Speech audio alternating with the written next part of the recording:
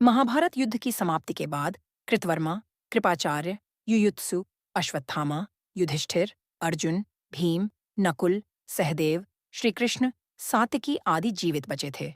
इसके अलावा धृतराष्ट्र, द्रौपदी, गांधारी, विदुर, संजय, बलराम, श्रीकृष्ण की पत्नियां आदि भी जीवित थे। युद्ध के बाद शाप के चलते श्रीकृष्ण के कुल में भी आपसी युद्ध शुरू हुआ, जिसमें श्रीकृष्ण के पुत्र आदि सभी मारे गए। बलराम ने यह देखकर समुद्र के किनारे जाकर समाधि ले ली। श्रीकृष्ण को प्रभाषक क्षेत्र में एक बहेलिये ने पैर में तीर मार दिया, जिसे कारण बनाकर उन्होंने देह त्याग दी। कृष्ण कुल का एकमात्र पुरुष वृज्ज बचा था। धृतराष्ट्र और गांधारी ने पांडवों के साथ रहते रहते 15 साल गुजार दिए। तब एक दिन भीम ने धृतराष्ट्र व गांधारी के सामने कुछ ऐसी बातें कह दी, जिसे सुनकर उनके मन में बहुत शोक हुआ और दोनों वन चले गए। उनके साथ गांधारी, कुंती, विदुर और संजय भी वन में रहकर तप करने लगे। विदुर और संजय इनकी सेवा में लगे रहते और तपस्या किया करते थे। एक दिन युधिष्ठिर के वन में पधारने के बाद विदुर ने देह छोड़कर अपने प्राणों को युधिष्ठिर में समा दिया। फिर एक दूसरे दिन जब धृतराष्ट्र और अन्य गंगा स्नान कर आश्रम आ रहे थे, तभी वन में भयंकर आग लग गई। दुर्बलता के कारण धृतराष्ट्र, गांधारी व कुंती भागने में असमर्थ थे, इसलिए उन्होंने उसी अग्नि में प्राण त्यागने का विचार किया और वहीं एकाग्रचित्त होकर बैठ गए। इस प्रकार धृतराष्ट्र, गांधारी व कुंती ने अपने प्राणों का त्याग कर दिया। संजय ने यह बात तपस्वियों को बताई और वे स्वयं हिमालय पर तपस्या करने चले गए। धृतराष्ट्र, गांधारी व कुंती की मृत्यु का समाचार जब महल में फैला तो हाहाकार मच गया। तब देवर्षि नारद ने उन्हें धैर्य बंधाया। युधिष्ठिर ने विधिपूर्वक सभी का श्राद्ध कर्म करवाया और दान दक्षिणा देकर उनकी आत्मा की शांति के लिए संस्कार किए। अंत में युधिष्ठिर अपना राजपाट परीक्षित को सौंपकर द्रौपदी सहित अपने चारों भाइयों के साथ सशरीर स्वर्ग चले गए। स्वर्ग के मार्ग में युधिष्ठिर की एकमात्र जीवित बचे। बाकी सभी एक एक करके गिरते गए और मरते गए। अंत में युधिष्ठिर ही जीवित ही स्वर्ग पहुंचे। छठा रहस्य एक रात के लिए जी उठे। सभी योद्धा ऐसी मान्यता है कि महाभारत युद्ध में मारे गए सभी शूरवीर, जैसे कि भीष्म, द्रोणाचार्य, दुर्योधन, अभिमन्यु, द्रौपदी के पुत्र कर्ण, शिखंडी आदि एक रात के लिए पुनर्जीवित हुए थे। यह घटना महाभारत युद्ध खत्म होने के 15 साल बाद घटित हुई थी। यह उस समय की बात है जब धृतराष्ट्र, कुंती, विदुर, गांधारी और संजय वन में रहते थे। वहां विदुर जी के प्राण त्यागने के बाद धृतराष्ट्र के आश्रम में महर्षि वेदव्यास आए। वेदव्यास ने धृतराष्ट्र, गांधारी और कुंती से कहा कि आज मैं तुम्हें अपनी तपस्या का प्रभाव दिखाऊंगा। तुम्हारी जो इच्छा हो वह मांग लो। तब धृतराष्ट्र व गांधारी ने युद्ध में मृत अपने पुत्रों तथा कुंती ने कर्ण को देखने की इच्छा प्रकट की। द्रौपदी आदि ने कहा कि वे भी अपने परिजनों को देखना चाहते हैं। महर्षि वेदव्यास ने कहा कि ऐसा ही होगा। महर्षि वेदव्यास के कहने पर सभी गंगा तट पर एकत्रित हो गए और रात होने का इंतजार करने लगे।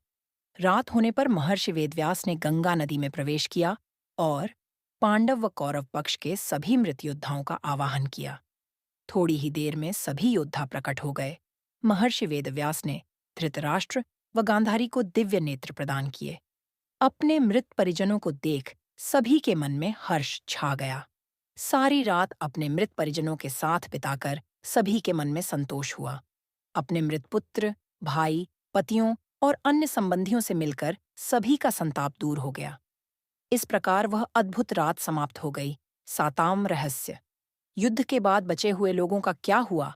लाखों लोगों के मारे जाने के बाद लगभग 24,165 कौरव सैनिक लापता हो गए थे, जबकि महाभारत के युद्ध के पश्चात कौरवों की तरफ से 3 और पांडवों की तरफ से 15 यानी कुल 18 योद्धा ही जीवित बचे थे। युधिष्ठिर ने युद्ध के मैदान में ही सभी योद्धाओं का अंतिम क्रियाकर्म करवाया था। इसी तरह द्रौपदी का जन्म भी एक रहस्य ही है। कहते हैं कि उसका असली नाम यज्ञसेनी है। यज्ञसेनी इसलिए कि वह यज्ञ से उत्पन्न हुई थी। द्रौपदी नाम महाराज द्रुपद की पुत्री होने के कारण था। इसी तरह गौतम ऋषि के पुत्र शरद्वान और शरद्वान के पुत्र कृपाचार्य का जन्म भी एक रहस्य ही है। कृपाचार्य की माता का नाम नामपदी था। नामपदी एक देवकन्या थी। इंद्र ने शरद्वान को साधना से डिगाने के लिए नामपदी को भेजा था। देवकन्या नामपदी जानपदी के सौंदर्य के प्रभाव से शरद्वान इतने काम पीड़ित हो गए कि उनका वीर्य स्खलित होकर एक सरकंडे पर गिर पड़ा। वह सरकंडा 2 भागों में विभक्त हो गया, जिसमें से एक भाग से कृप नामक बालक उत्पन्न हुआ और दूसरे भाग से कृपि नामक कन्या उत्पन्न हुई। यह कृप ही कृपाचार्य कहलाए। महर्षि भारद्वाज मुनि का वीर्य किसी द्रोणी, यज्ञ कलश अथवा पर्वत की गुफा में स्खलित होने से जिस पुत्र का जन्म हुआ उसे द्रोण कहा गया। ऐसे भी उल्लेख है कि भारद्वाज ने गंगा में स्नान करती घृताची को देखा। भारद्वाज ने गंगा में स्नान करती घृताची को देखा और उसे देखकर वे आसक्त हो गए, जिसके कारण उनका वीर्य स्खलन हो गया, जिसे उन्होंने द्रोण, यज्ञ कलश में रख दिया। बाद में उससे उत्पन्न बालक द्रोण कहलाया। 5वां रहस्य। महाभारत के ये उलझे हुए रिश्ते। महाभारत में द्रौपदी ही एकमात्र ऐसी स्त्री थीं जिसने 5 पुरुषों को अपना पति बनाया था। महाभारत में भगवान श्री कृष्ण के सखा थे अर्जुन। लेकिन अर्जुन ने जब श्री कृष्ण की बहन से विवाह किया तो वे उनके जीजा भी बन गए थे। श्री कृष्ण का अर्जुन से ही नहीं बल्कि दुर्योधन से भी करीबी रिश्ता था। कृष्ण और जामवंती के पुत्र सांब ने दुर्योधन की पुत्री लक्ष्मणा से विवाह किया था। इस तरह दुर्योधन और श्री कृष्ण दोनों एक दूसरे के समधी थे। अर्जुन और सुभद्रा के पुत्र अभिमन्यु की पत्नी वत्सला बलराम की बेटी थी। अभिमन्यु का एक विवाह महाराज विराट की पुत्री उत्तरा से भी हुआ था। भगवान श्री कृष्ण की 8 पत्नियां में से एक अवंती के राजा जयसेन की बेटी मित्रविंदा थी। पौराणिक मान्यता अनुसार मित्रविंदा उनकी बुआ की बेटी थी। तीसरा रहस्य। महाभारत में न तो कौरवों ने युद्ध लड़ा और न पांडवों ने। आपको यह जानकर आश्चर्य होगा कि महाभारत में न तो कौरवों ने युद्ध लड़ा और न ही पांडवों ने। कौरव उसे कहते हैं जो कुरुवंश का हो। कुरुवंश के अंतिम योद्धा भीष्म ही थे। धृतराष्ट्र के पुत्र कौरव और पांडु के पुत्र पांडव कहलाए, जबकि पांडु का कोई पुत्र नहीं था।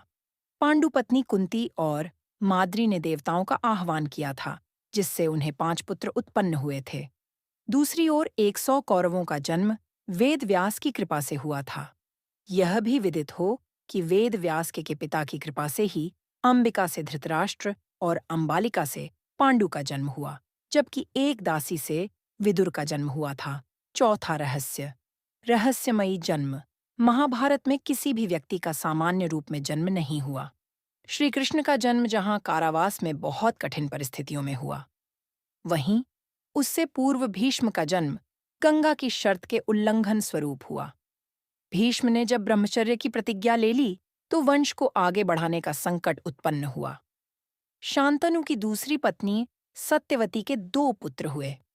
इसमें से जीवित बचे विचित्रवीर्य की 2 पत्नियां अंबिका और अंबालिका ने निगोद द्वारा अंबिका से धृतराष्ट्र, अंबालिका से पांडु और दासी से विदुर का जन्म हुआ।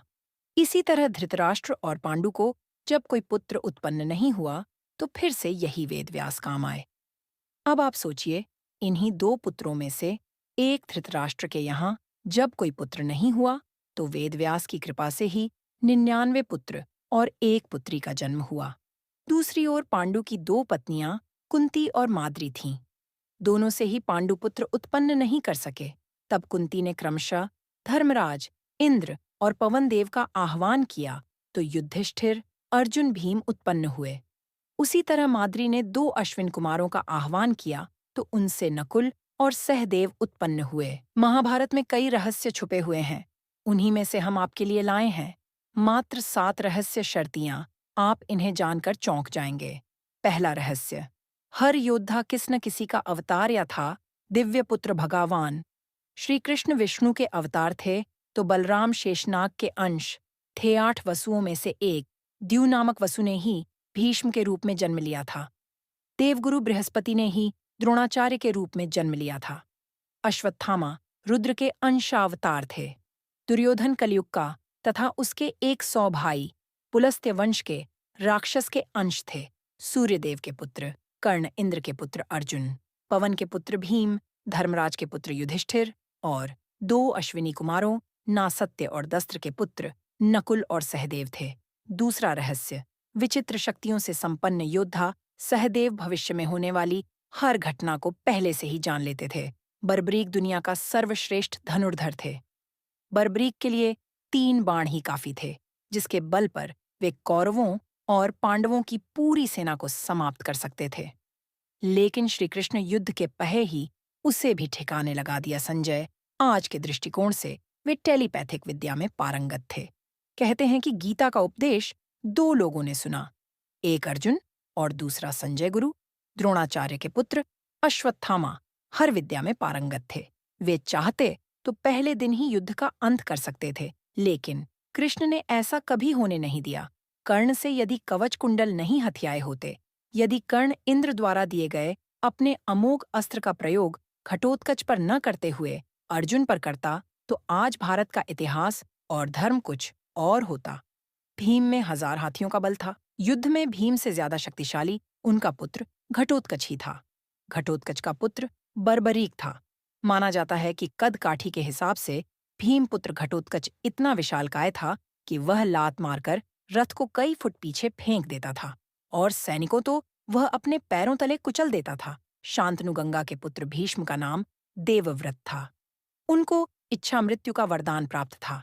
दुर्योधन का शरीर वज्र के समान कठोर था, जिसे किसी धनुष या अन्य किसी हथियार से छेदा नहीं जा सकता था।